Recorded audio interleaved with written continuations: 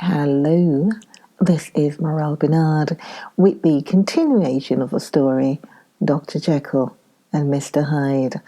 And please subscribe to the channel and please share the video. Please subscribe to the channel and please share the video. Continuing with Dr. Jekyll and Mr. Hyde. Last words were that, and in the meantime, if you can sit and talk with me of other things, for God's sake, stay and do so. But if you cannot keep clear of this accursed topic, then in God's name, go, for I cannot bear it. As soon as he got home, Utterson sat down and wrote to Jekyll, complaining of his exclusion from the house and asking the cause of this unhappy break with Leon. And the next day brought him a long answer, often very pathetically worded and sometimes darkly mysterious in drift. The quarrel with Leon was incurable. I do not blame our old friend, Jekyll wrote, but I share his view that we must never meet. I mean from henceforth to lead a life of extreme seclusion. You must not be surprised, nor must you doubt my friendship, if my door is often shut even to you. You must suffer me to go my work own dark way. I have brought on myself a punishment and a danger that I cannot name. If I am the chief of sinners, I am the chief of sufferers also. I could not think that this earth contained a place for sufferings and terrors so unmanning, and you can do but one thing, Utterson, to lighten this destiny, and that is to respect my silence. Utterson was amazed. The dark influence of Hyde had been withdrawn. The doctor had returned to his own tasks and amities a week ago. The prospect had smiled with every promise of a cheerful and an honoured age, and now in a moment, friendship and peace of mind and the whole terror of his life were wrecked. So great and unprepared a change pointed to madness. But in view of Leon's manner and words, there must lie for it some deeper ground. A week afterwards, Dr. Leon took to his bed, and in something less than a fortnight, he was dead. The night after the funeral, at which he had been sadly affected, Utterson locked the door of his business room, and sitting there by the light of a melancholy candle, drew out and set before him an envelope addressed by the hand and sealed with the seal of his dead friend. Private, for the hands of G. Utterson alone, and in case of his predecease, to be destroyed unread. So it was emphatically superscribed, and the lawyer dreaded to behold the contents. I have buried one friend today, he thought. What if this should cost me another? And then he condemned the fear as a disloyalty and broke the seal. Within there was another enclosure, likewise sealed, and marked upon the cover as not to be opened till the death or disappearance of Dr. Henry Jekyll. Utterson could not trust his eyes. Yet it was disappearance, here again, as in the mad will which he had long ago restored to its author. Here again were the idea for disappearance and the name of Henry Jekyll bracketed. But in the will, that idea had sprung from the sinister suggestion of the man Hyde. It was set there with a purpose all too plain and horrible. Written by the hand of Leon, what should it mean? A great curiosity came on the trustee to disregard the prohibition and dive at once to the bottom of these mysteries. But professional honour and fate to his dead friend were stringent obligations, and the packet slept in the inmost corner of his private safe. It is one thing to mortify curiosity, another to conquer it, and it may be doubted if from that day forth Utterson desired the society of his surviving friend with the same eagerness. He thought of him kindly, but his thoughts were disquieted and fearful. He went to call, indeed, but he was perhaps relieved to be denied admittance. Perhaps in his heart he preferred to speak with Poole upon the doorstep and surrounded by the air and sounds of the open city, rather than to be admitted into the house of voluntary bondage and to sit and speak with its inscrutable recluse. Poole had, indeed, no very pleasant news to communicate. The doctor, it appeared, now more than ever confined himself to the cabinet over the laboratory, where he would sometimes even sleep. He was out of spirits. He had grown very silent. He did not read. It seemed as if he had something on his mind. Utterson became so used to the unvarying character of these reports that he fell off little by little in the frequency of his visits. It chanced on Sunday, when Mr. Utterson was on his usual walk with Mr. Enfield, that their way lay once again through the by-street, and that when they came in front of the door, both stopped to gaze on it. "Well," said Enfield, "that story's at an end, at least. We shall never see more of Mr. Hyde." "I hope not," said Utterson. "Did I ever tell you that I once saw him and shared your feeling of repulsion?" "It was impossible to do the one without the other," returned Enfield. "And by the way, what an ass you must have thought me not to know that this was a back way to Dr. Jekyll's. It was partly your own fault that I found it out, even when I did." "So you found it out, did you?" said Utterson. "But if that be so, we may step into the court and take a look at the windows. To tell you the truth, I am uneasy about poor Jekyll, and even outside I feel as if the presence of a friend might do him good." The court was very cool and a little damp, and full of premature twilight, although the sky high up overhead was still bright with sunset. The middle one of the three windows was halfway open, and sitting close beside it, taking the air with an infinite sadness of mind, like some disconsolate prisoner, Utterson saw Dr. Jekyll. "What, Jekyll?" he cried. "I trust you are better?" "I am very low, Utterson," replied the doctor drearily. "Very low. It will not last long, thank God." "You stay too much indoors," said the lawyer. "You should be out, whipping up the circulation like Mr. Enfield and me." "This is my cousin, Mr. Enfield, Dr. Jekyll. Come now, get your hat and take a quick turn with us." "You are very good," sighed the other. "I should like to very much, but no. It's quite impossible. I dare not. But indeed, Utterson, I am very glad to see you. This is really a great pleasure. I would ask you and Mr. Enfield up, but the place is really not fit."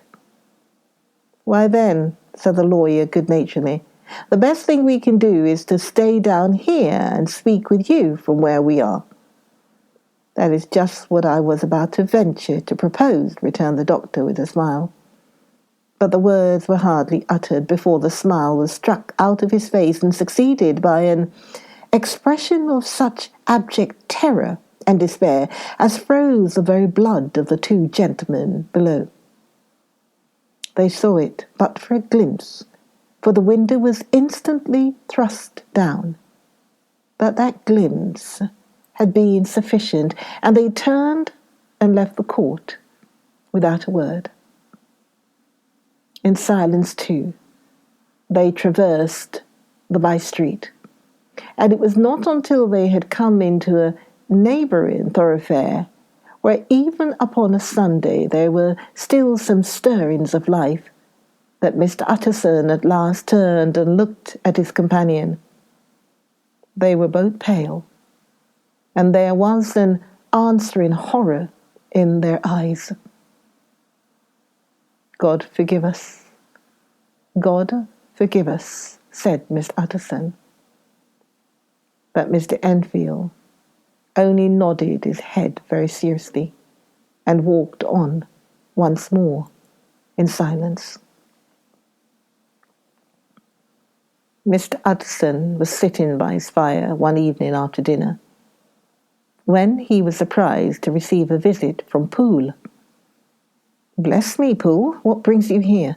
he cried. And then taking a second look at him, "What ails you?" he added. "Is the doctor ill?" "Mr. Utterson," said the man, "there is something wrong." "Take a seat, and here is a glass of wine for you," said the lawyer. "Now take your time, and tell me plainly what you want." "You know the doctor's ways, sir," replied Poole, "and how he shuts himself up.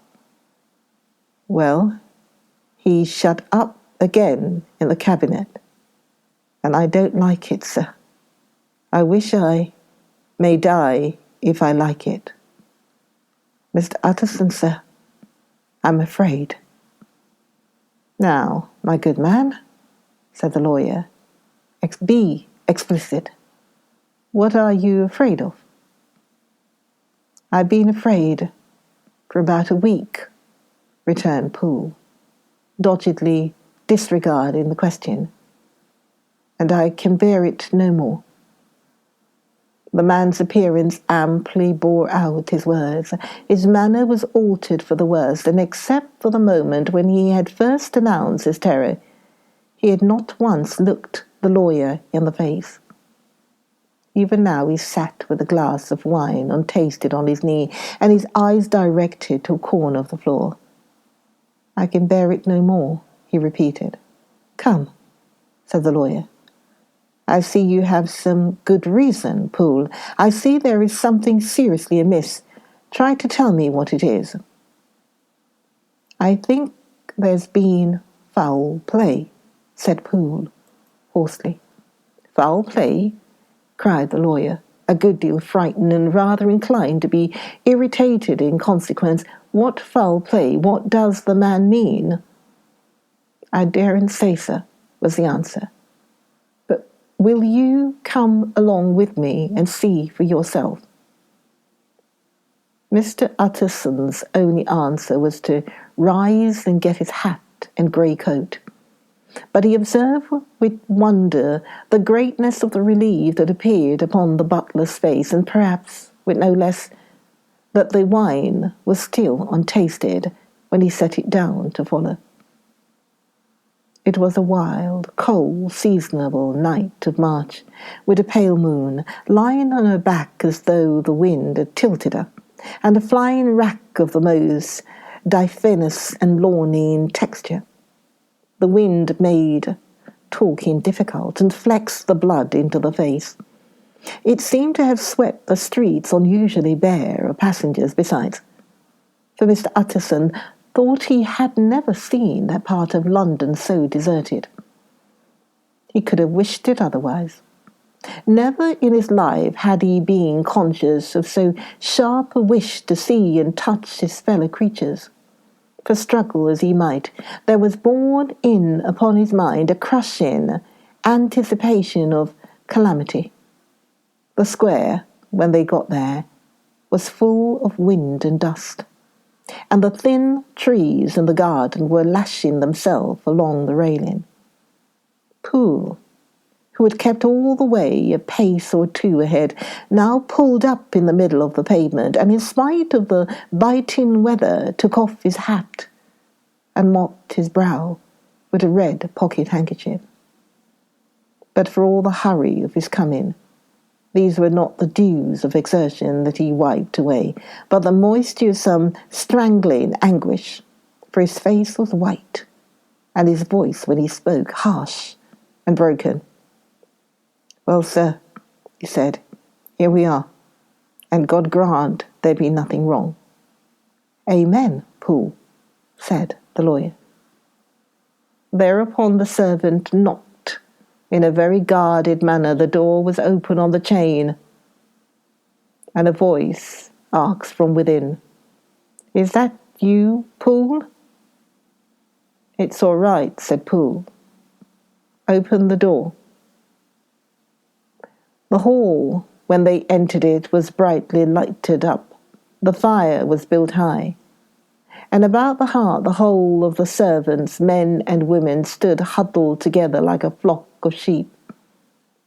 At the sight of Mr. Utterson, the housemaid broke into hysterical whimpering, and the cook, crying out, "Bless God, it's Mr. Utterson," ran forward as if to take him in her arms. What? "Are you all here?" said the lawyer peevishly. "Very irregular, very unseemly. Your master would be far from pleased." "They're all afraid," said Poole. Blank silence followed. No one protesting. Only the maid lifted her voice and now wept loudly. "Hold your tongue," Poole said to her, with a ferocity of accent that testified to his own jangled nerves, and indeed, when the girl had so suddenly raised the note of her lamentation, they had all started and turned towards the inner door, with faces of dreadful expectation. "And now," continued the butler, addressing the knife boy, "reach me a candle, and we'll get this through hands at once." And then he begged Mr. Utterson to follow him, and led the way to the back garden. "Now, sir," said he, "you come as gently as you can.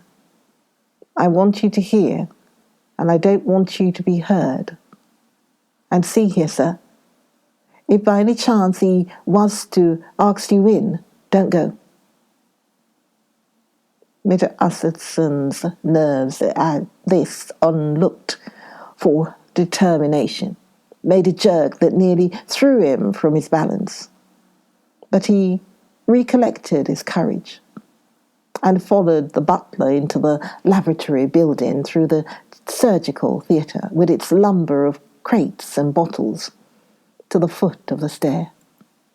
Here Poole motioned him to stand on one side and listen, while he himself, setting down the candle and making a great and obvious call on his resolution, mounted the steps and knocked with a somewhat uncertain hand on the red baize of the cabinet door. "Mr. Utterson, sir. Mr. Utterson, sir. Asking to see you," he called. And even as he did so, once more violently signed to the lawyer to give ear, a voice answered from within. "Tell him I cannot see anyone," it said complainingly. "Thank you, sir," said Poole, with a note of something like triumph in his voice, and taking up his candle, he led Mr. Utterson back across the yard and into the great kitchen, where the fire was out and the beetles were leaping on the floor. "Sir," he said, looking Mr. Utterson in the eyes, "was that my master's voice?" "It seems much changed," replied the lawyer, very pale, but giving look for look. "Changed? Well, yes, I think so," said the butler. "Have I been 20 years in this man's house to be deceived about his voice. No, sir. Master's made away with. He was made away with 8 days ago, when we heard him cry out upon the name of God. And who's in there instead of him, and why it stays there, is a thing that cries to heaven, Mr. Utterson. This is a very strange tale, Poole. This is rather a wild tale, my man, said Mr. Utterson, biting his finger. Suppose it were as you suppose. Supposing Dr. Jekyll to have been, well, murdered. What could induce the murderer to stay? That won't hold water. It doesn't commend itself to reason.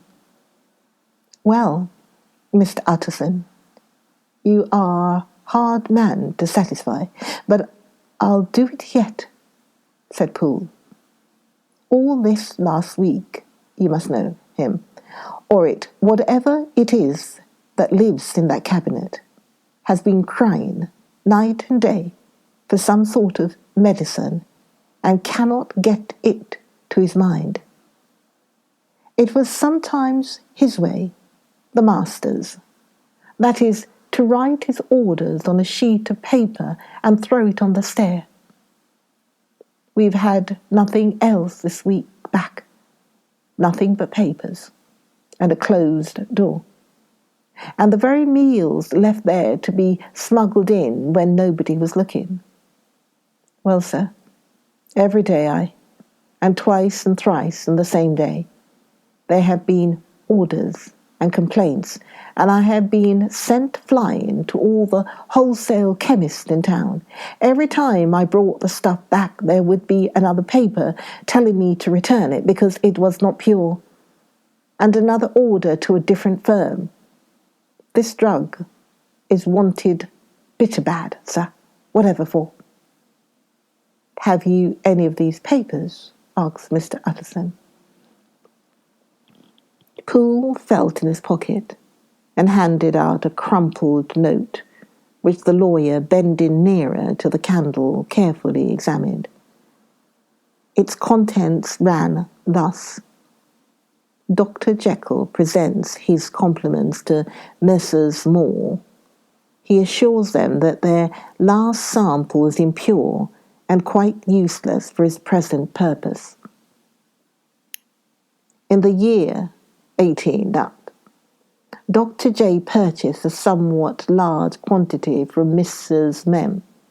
He now begs them to search with more sedulous care, and should any of the same quality be left forwarded to him at once. Expense is no consideration. The importance of this to Dr. J can hardly be exaggerated. So far, the letter had run composedly enough. But here, with a sudden splutter of the pen, the writer's emotion had broken loose. For God's sake, he added, find me some of the old. This is a strange note, said Mr. Utterson. And then sharply, how do you come to have it open? The man at Moore's was main angry, sir, and he threw it back to me like so much dirt, returned Poole. This is unquestionably the doctor's hand. Do you know? Resumed the lawyer. I thought it looked like it, said the servant, rather sulkily, and then, with another voice, but what matters hand of right, he said. I've seen him. Seen him, repeated Mr. Utterson. Well, that's it, said Poole. It was this way.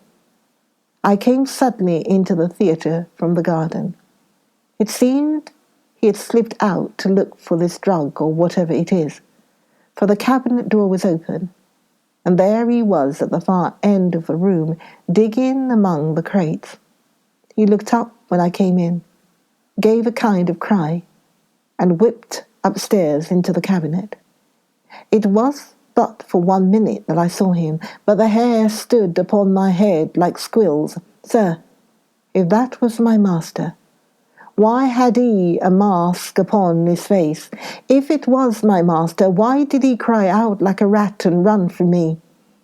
I have served him long enough. And then the man paused and passed his hand over his face. Join me for the next video. Join me for the next video of the Dr. Jekyll and Mr. Hyde. Join me, Morale, for the next video of Dr. Jekyll and Mr. Hyde. I'll see you then. Morale then. Bye.